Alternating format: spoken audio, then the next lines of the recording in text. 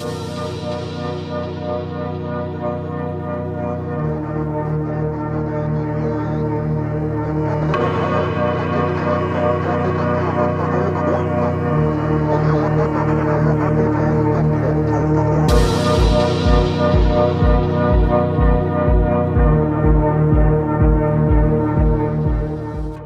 titre, en fait, c'est quelque chose qu'on travaille, puisqu'on a à l'époque, c'était un championnat du monde tous les 2 ans, donc on a le temps de savoir que ça vient, on a le temps de le préparer, de se remettre en question, de se remettre à niveau, de préparer par rapport aux adversaires, qui ont elles aussi évolué, bien sûr.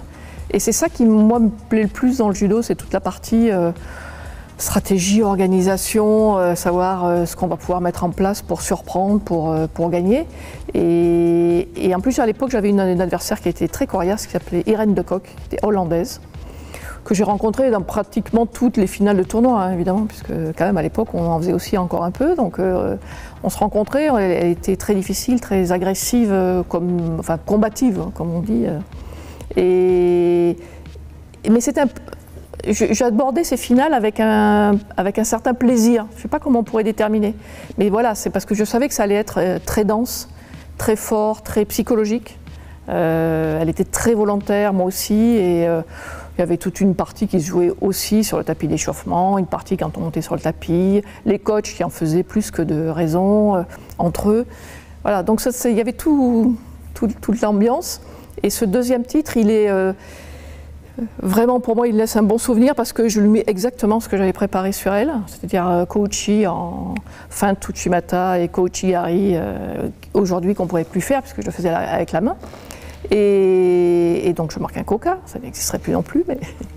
Et effectivement, après je gère le match.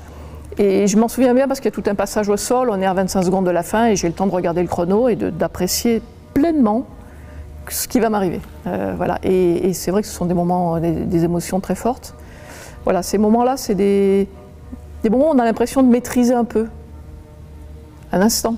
Le lendemain, tout est mort, mais et c'est ça le plaisir dans le sport de compétition.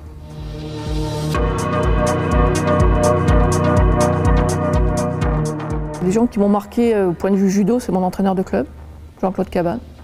Il m'a amené jusqu'au titre de championne du monde, donc alors que pourtant c'est pas un hyper technicien, sauf qu'il avait une façon de laisser les gens s'épanouir, voilà, et de rendre les gens curieux pour aller chercher à droite à gauche, parce qu'il y a partout des gens heureusement qui donnent, qui montrent. Après, quand j'étais plus sur Paris, oui, il y a des gens qui m'ont, au niveau judo, servi, au niveau judo et humain, les deux vont ensemble, pour être fouillé, bien sûr. Neil Adams, parce qu'il était venu au Racing et qu'il avait beaucoup participé à l'entraînement, donc il m'avait beaucoup apporté. René Rambier, qui à l'époque aussi était au Racing. Et après, je puisais beaucoup en fait dans l'équipe de filles qui s'entraînaient avec moi. Des gens comme Jocelyne Triado, mais aussi Catherine Pierre, Marie-France Collignon, voilà, tous ces gens qui étaient toutes ces femmes qui étaient des passionnées, qui ont tout donné, qui ont tout fait, et puis des gens moins célèbres, mais qui étaient mes partenaires d'entraînement, Christine Bardin, dans les célèbres, Christine Sicot, voilà, des gens qui ont donné 10 ans de leur vie et qui se sont fait plaisir, et on se rendait service mutuellement, on va dire, en partageant et en travaillant ensemble.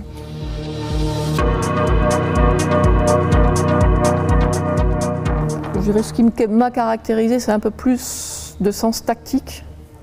J'aimais bien ça. En fait, j'aime bien ce jeu. C'est pas les échecs, mais c'est un peu ça, quoi. C'est comment on va amener l'autre à faire ce qu'on a envie, quoi qu'il fasse, que ce soit par les mains, par le déplacement, par les yeux, par plein de choses.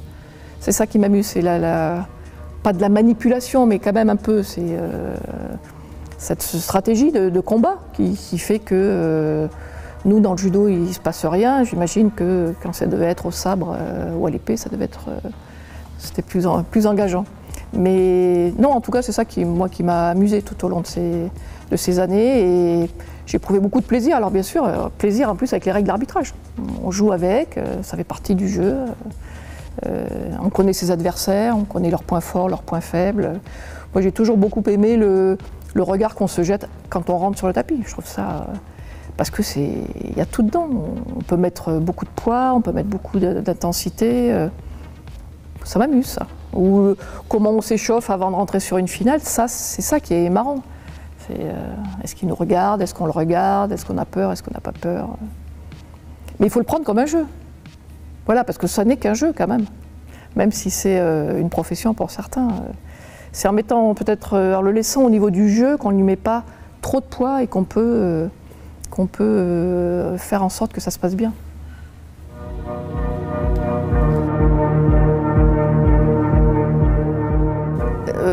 En fait, je prends la décision du jour au lendemain, grâce à Jean-Luc Rouget, puisque après Séoul, donc je suis blessée, je reviens, je voulais effectivement faire les championnats du monde suivants. Et puis le DTN de l'époque décide qu'il faut faire confiance aux jeunes. Aujourd'hui, avec le recul, ça se comprend. Hier, dans ma position, c'était plus compliqué. Et donc, effectivement, j'ai une explication un peu franche avec le DTN et du coup, j'arrête le soir même. Voilà. Alors, comme j'avais préparé ma reconversion, puisque moi j'ai fait une école de commerce, j'avais déjà un pied dans l'entreprise, etc. Donc, ça s'est passé moins mal que peut-être pour d'autres, dans le sens où j'ai basculé dans la vie professionnelle et j'ai travaillé. Ce qui est le plus dur, c'est effectivement la rupture avec le groupe d'amis, avec le rythme du sport, avec des attentions. Tout d'un coup, on se retrouve avec les week-ends de libre. Ça, ce changement de rythme, il est délicat. Et aujourd'hui, dans mes nouvelles fonctions plutôt proches de ces athlètes, c'est vrai, c'est ce que j'essaye de mettre aussi en avant, c'est qu'il faut préparer l'après pour ne pas être même trop surpris, traumatisé par ce moment-là. C'est un passage, c'est un deuil, hein, on le sait, aujourd'hui il faut un peu de temps, donc plus on le prépare, moins on le subit. Mais oui, c'est compliqué et c'est vrai que j'ai fait plein de trucs que je n'avais pas eu le temps de faire avant. J'ai fait des rêves d'aventure, j'ai fait beaucoup de voyages, etc. J'ai essayé de compenser, mais c'est vrai qu'il faut trouver sa voie. Enfin, moi, j'avais une éducation où mes parents ils m'ont laissé faire ce que je voulais, le judo à une époque où les filles ne faisaient pas beaucoup de judo quand même. Hein. À partir du moment où j'étais capable de suivre mes études et d'avoir une formation, un diplôme. Et pour moi, ce qui était important, c'est d'être libre. Donc pour être libre, il faut être indépendant financièrement, donc avoir un métier et voilà. Et puis après, le meilleur défaut, c'est la curiosité. Donc j'ai eu une carrière professionnelle, donc j'ai fait Subdeco Toulouse, en même temps que j'étais championne d'Europe, d'ailleurs, mon premier titre. Et j'ai eu une carrière professionnelle après le judo variée. C'est-à-dire j'ai changé à peu près tous les 4 ans de métier, et puis parfois vraiment de tout au tout, parce que je suis allée, c'est vrai, dans le sens des opportunités. Voilà, j'ai commencé à travailler chez Citroën Sport dans tout ce qui était rallye raid, sponsoring. J'ai pas mal travaillé là-dedans. Après, je me suis retrouvée à la communication de la Fédération de judo d'ailleurs, 4 ans. Ensuite, je suis partie à la Poste. Et dernièrement, j'ai un challenge qui m'a vraiment beaucoup intéressée et beaucoup marquée. Je suis partie à la Fédération française de golf pour mener la candidature à la Ryder Cup de la France. La Ryder Cup, compétition mondiale, la plus connue dans le monde du golf. C'est les Jeux olympiques, des sports olympiques. Et donc cette candidature où la France avait pratiquement aucune chance de gagner, c'est vrai qu'on y a travaillé pendant 2 ans avec un groupe très solide, bien sûr, hein, de la Fédération de golf. Et on l'a remporté, et derrière j'ai mis en place l'ensemble des éléments qui vont faire qu'elle va se dérouler en 2018 au Golf National à Saint-Quentin. Très intéressant de changer d'univers, de changer de sport, mais en fait avec les mêmes réalités que voilà, la fédération de golf et la fédération de judo. C'est la même passion des sportifs, c'est la même passion des entraîneurs, c'est les mêmes problèmes dans les fédérations. Et voilà, ça change. J'ai essayé d'apporter mon expertise et mes connaissances. Et j'en ai pris beaucoup de leur côté parce qu'ils ont aussi des approches plus professionnelles, parfois plus froides, qui sont intéressantes dans la recherche de l'efficacité. Or, normalement, c'est un des principes du judo, la recherche de l'efficacité.